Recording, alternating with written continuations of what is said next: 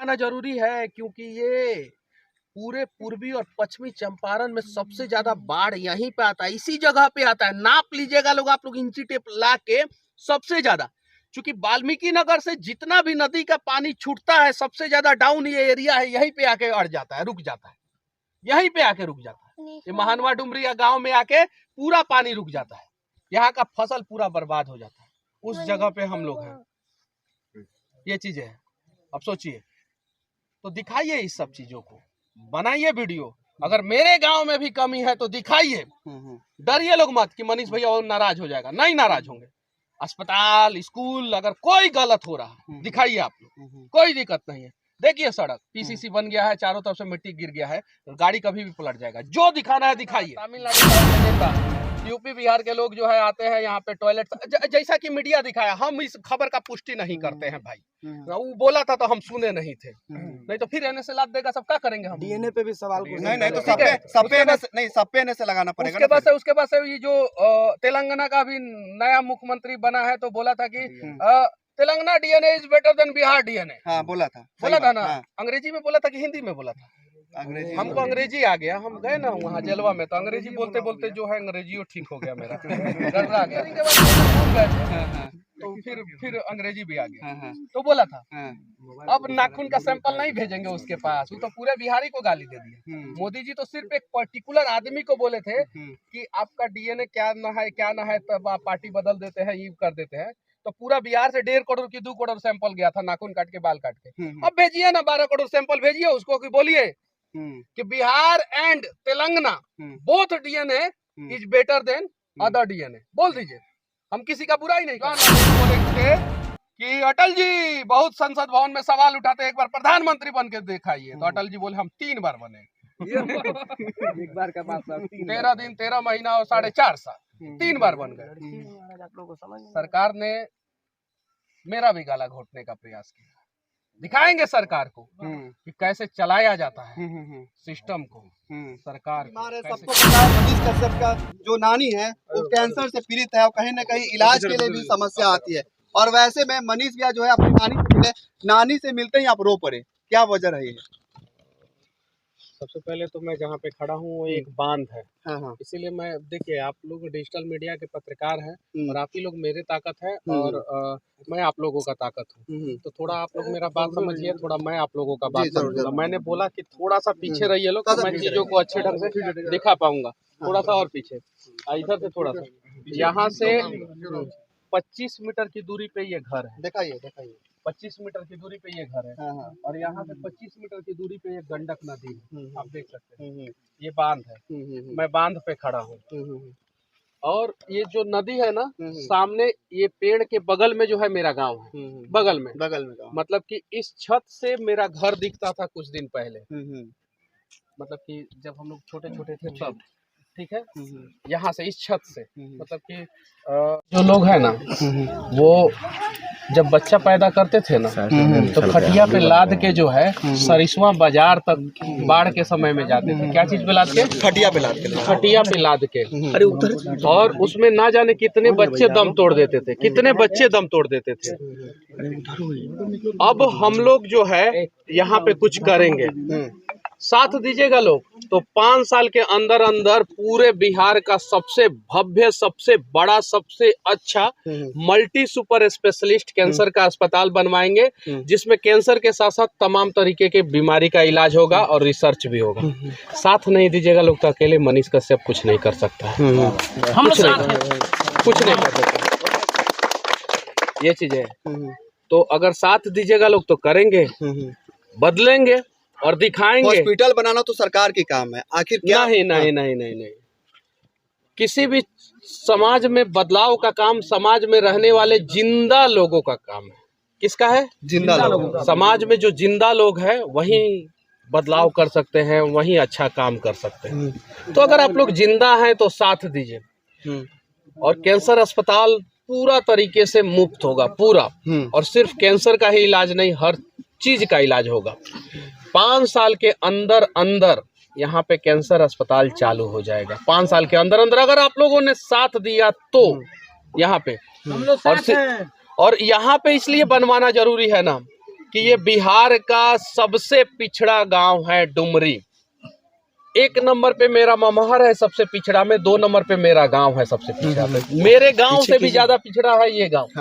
यहाँ तो आने के लिए रास्ता आप भी लोग नहीं। मेरा वीडियो बना रहे हैं, जाइए लोग ना, कोहड़ा पे ऐसा ऐसा जगह है जहाँ पे जो है 400-500 लोगों का बस्ती है, जाने का रास्ता तक नहीं है। कोहड़ा पे जाने का रास्ता तक नहीं है।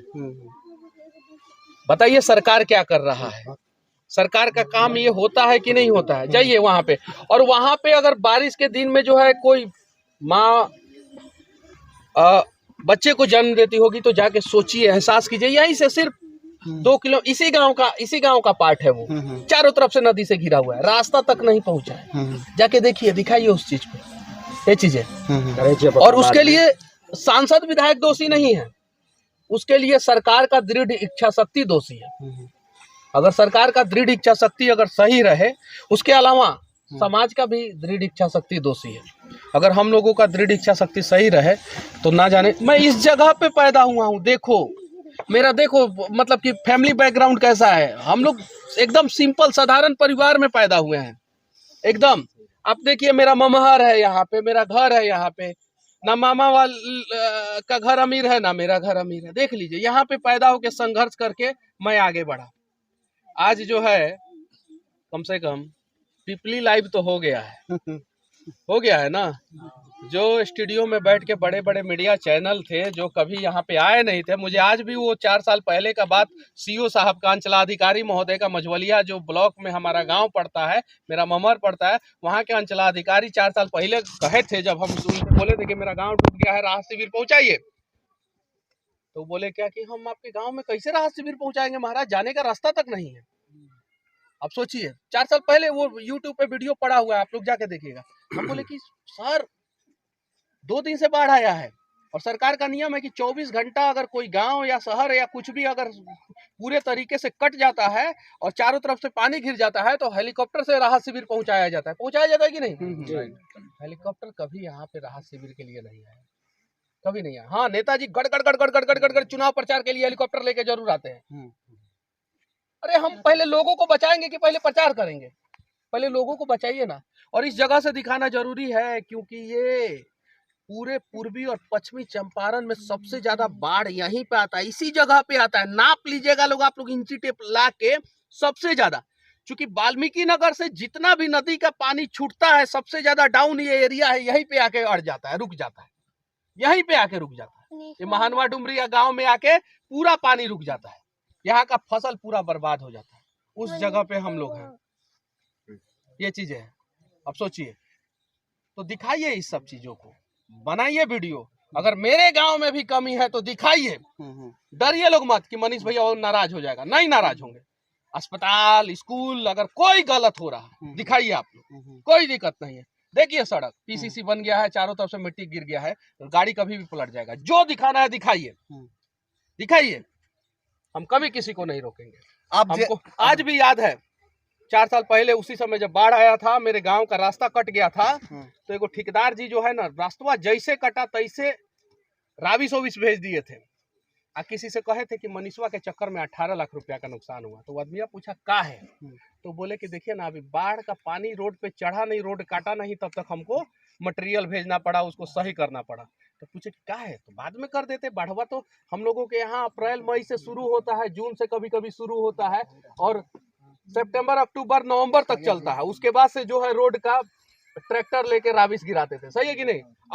पानी चढ़ा नहीं, रोड थोड़ा सा कटा नहीं, उनको भेजना पड़ा, 18 लाख रुपया का नुकसान हो गया। तो क्या है, तो डीएम साहब कहे थे कि मनीषवा का गौवा का रोडवा ठीक कर दीजिएगा, नहीं तो वीडियो बना के लगेगा बकबकाने। कुछ 4 साल पहले के घटना है, वो जो टेढ़का जिलेबिया मुड़वा के पहले मुड़वा नहीं के, जहाँ पुलवा हमेशा टूट जाला, बसवरिया के आगे, वहाँ में टूट गई रहे। तो गांव के मुखिया जी सब अपना सब कुछ ले ला के एकदम टक टक टक टक, जल्दी बनाओ जल्दी बनाओ जल्दी बनाओ। तो रोड पे पानी था, रोड बन रहा था। तो इसको बोलते हैं ताकत। वो ताकत आप लोग अपने अपने गांव में दिखाइए, दिखाइए।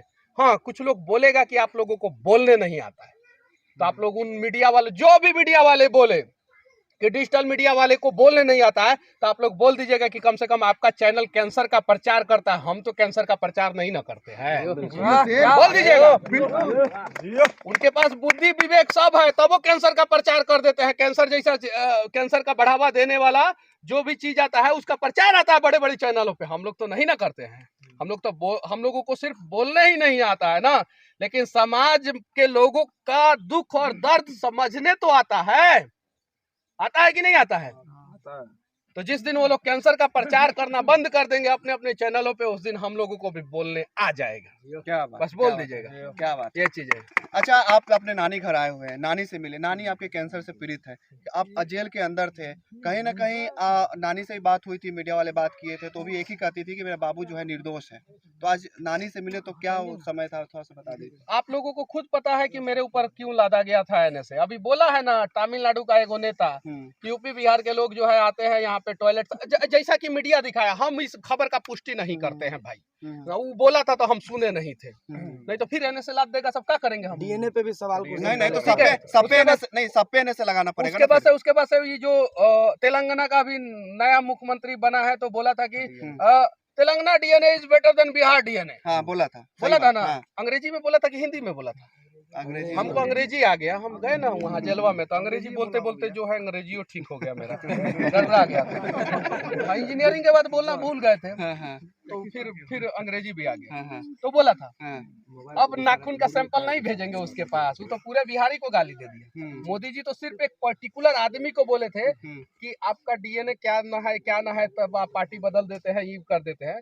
तो पूरा बिहार से 1.5 करोड़ की 2 करोड़ सैंपल गया था, नाखून काट के बाल काट के। अब भेजिए ना 12 करोड़ सैंपल भेजिए उसको, कि बोलिए कि Bihar and Telangana both DNA is better than other DNA। बोल दीजिए, हम किसी का बुराई नहीं करेंगे, हम दोनों DNA को अच्छा बताएंगे, हम पूरे भारत के DNA को अच्छा बताएंगे, हम किसी का बुराई नहीं करेंगे। लेकिन उसको बताइए तो सही कि आपका DNA भी अच्छा है और हमारा DNA भी अच्छा है ही मत किसी को बोलने का। नहीं बोलेंगे, मुंह पे तो टेप। अच्छा, बहुत सारे लोग जब आप जेल में थे तो ये कह रहे थे कि पत्रकार ऐसा रहे, सरकार से क्यों पंगा ले रहा है? सरकार से पंगा लेगा तो यही होगा ना। अरे आप लोगों ने सुना होगा ना पंडित अटल बिहारी वाजपेयी का नाम। सर पत्रकार न थे, राष्ट्र धर्म और पंचजन में पत्रकारिता करते थे। उन्होंने लिखा है अपने किताब में कि सरकार के तर्कस में इतना तीर होता है कि जब चाहे वो पत्रकार और पत्रकारिता का गला घोट सकता है। वो किताब मेरे पास है, मैं दिखा दूंगा। ये स्वर्गीय पंडित अटल बिहारी वाजपेयी का स्टेटमेंट है, जो 3 बार प्रधानमंत्री रहे, 3 बार उनका स्टेटमेंट है। तो उनका जब गला घोटा सरकार तो खुद प्रधानमंत्री बन गए। क्या बात है, बन गए कि नहीं? बन गए कि ससुर तुम हमारा गला घोटोगे, पत्रकार का गला घोटोगे, हम दिखा देंगे तुमको। जवाहरलाल नेहरू बोले थे कि अटल जी बहुत संसद भवन में सवाल उठाते, एक बार प्रधानमंत्री बन के दिखाइए। तो अटल जी बोले हम 3 बार बने। एक बार का बात 13 दिन 13 महीना और 4.5 साल, 3 बार बन गए। सरकार ने मेरा भी गला घोटने का प्रयास किया। दिखाएंगे सरकार को कि कैसे चलाया जाता है सिस्टम को, सरकार को कैसे चलाया जाता है। आपका जो कह रहे हैं चलाने वाली बात, फिर से कहीं ना कहीं उधर अरे पत्रकारिता से चलाएंगे महाराज। इस पत्रकारिता के ताकत को दिखाएंगे, इस माइक के ताकत को दिखाएंगे, और जहां भी गलत हो इस माइक के ताकत से, इस पत्रकारिता के ताकत से उस गलती को दिखाएंगे। सरकार को झक मार के वो गलती सुधारना। अच्छा, एक सवाल है आपसे, कभी भी नहीं देखा गया था कि एक पत्रकार के लिए जब गाँव आता है, 9 महीने जेल होके जब जेल में रह के गाँव आता है, तो लोग दिवाली मना रहे थे, कल हर घर में दिया जल रहा था। तो कभी ऐसा आपने देखा है कि किसी नेता के लिए, किसी पत्रकार के लिए जिसमें NSA लग चुका है, राष्ट्रद्रोह का केस लग चुका है, उसके लिए इतना भव्य स्वागत? लग चुका था, है नहीं, हाँ, लग चुका था। हाँ, कोर्ट ने उसको बोला कि नहीं भाई ये गलत है, कैंसिल करो, NSA कैंसिल कर दी, कैंसिल कर दिया। आप बताइए ना कि लास्ट बार है, आप लोग पढ़े लिखे हैं कि इसमें अनपढ़ भी कुछ लोग हैं? सब लोग पढ़े हुए हैं। सब लोग पढ़े लिखे हैं। तो बताइए बिहार कौन से बिहारी पे लास्ट बार जो है NSA लगा था? बताइए। मनीष कश्यप। अरे उसके पहले बताइए, जाइए नेता से पूछिएगा, नेता से पूछिएगा कि किस पे NSA लगा था। ना बिहार का किस जो बम ब्लास्ट किया सब उस पे NSA लगा, ना किसी पे NSA नहीं लगा, किसी पे NSA। जो मजदूर के लिए लड़ा उस पे लग गया। बिहार का सबसे बड़ा अपराधी मनीषवा हो गया, जो अपनी नानी का कैंसर का इलाज कराता था पटना एम्स में। जो ना जाने कितने लोगों का आंसू पोंछता था। 9 साढ़े 9 महीना मैं जेल में रहा ना, काहे नहीं कोई सोनू मोनू टोनू हाईलाइट हुआ बिहार में। हम तो गरीब के बच्चा को पकड़ पकड़ के हाईलाइट करते थे।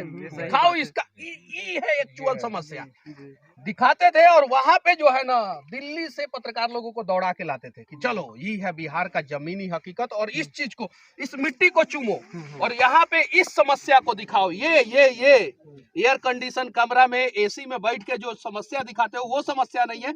ये समस्या है कि ये बांध जो है वो सही बना है कि नहीं बना। सही बात, ये दिखाओ, ये चीज है। तो अभी आप अपने गांव में आए हुए हैं मनीष भाई, ऐसा लोग कह रहे हैं कि ममहर है, ममहर में आए हुए हैं, गांव यहाँ से बगल में आता है। तो क्या लगता है, लोग बहुत सारा सवाल करेंगे मनीष भैया जो है पॉलिटिकल पार्टी में जाएंगे, अरे नहीं खड़ा होंगे, नेता बनेंगे, इसमें क्या नहीं, हम इन सब चीजों के बारे में सोचे नहीं है। बस ये जो है हमारा ताकत है, और ये ताकत हमेशा बना रहेगा, हमेशा ये ताकत बना रहेगा, हमेशा। अच्छा, आपने एक बात कही थी कंस सरकार, कंस सरकार कहने का क्या मतलब है आपका? जो गरीबों का गला घोट दे वो कंस है। जिसके आंखों के सामने गरीब जो है अस्पताल में दम तोड़ के मर जाए वो कंस है, वो रावण है, वो दुर्योधन है। और ऐसे लोगों को जो है वर्तमान समय में सोशल मीडिया के जमाने में, डिजिटल युग में जो है ना, हम लोग तो बर्दाश्त नहीं करेंगे, एकदम बर्दाश्त नहीं करेंगे। चलिए जय हिंद, जय हिंद। किसका माइक है? किसका माइक है भाई?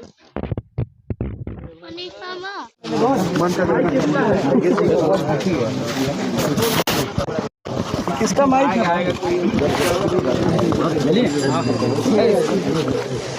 माइक मेरा है, माइक चलो हम पीछे वाला काम कर रहे हैं।